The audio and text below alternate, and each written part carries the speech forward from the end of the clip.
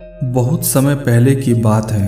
एक वृद्ध सन्यासी हिमालय की पहाड़ियों में कहीं रहता था। वह बड़ा ज्ञानी था और उसकी बुद्धिमत्ता की ख्याति दूर दूर तक फैलती थी। एक दिन एक औरत उसके पास पहुंची और अपना दुखड़ा रोने लगी।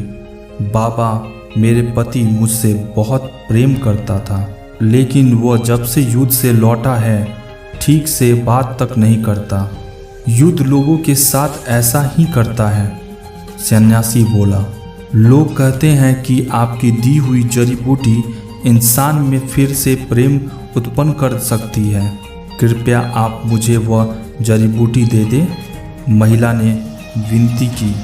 सन्यासी ने कुछ सोचा और फिर बोला, देवी, मैं तुम्हें वह जड़ी बूटी जरूर दे दूंगा, लेकिन उससे बनाने के लिए एक ऐसी चीज़ चाहिए जो हमारे पास नहीं है। आपको क्या चाहिए मुझे बताइए, मैं लेकर आऊँगी। महिला बोली, मुझे बाघ के मुंह का एक बाल चाहिए। सन्यासी बोला। अगले ही दिन महिला बाघ की तलाश में जंगल में निकल पड़ी। बहुत खोजने के बाद उसे नदी के किनारे एक बाघ दिखा। बाघ उसे देखते ही दहाड़ा। महिला सहम गई और तेजी से वापस चली गई। अगले कुछ दिनों तक यही हुआ।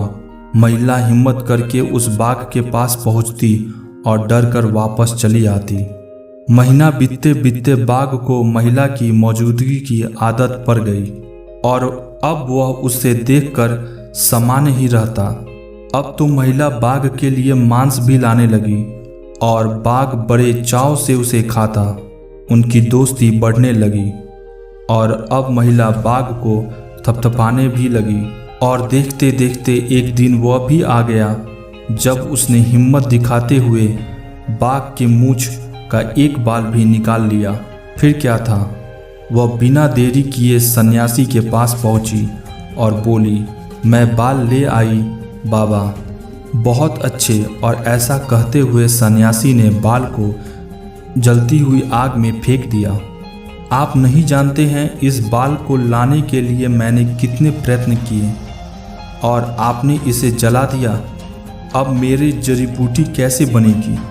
महिला घबराते हुए बोली, अब तुम्हें किसी जड़ी बूटी की ज़रूरत नहीं है। सन्यासी बोला, जरा सोचो, तुमने बाघ को किसी तरह अपने वश में किया।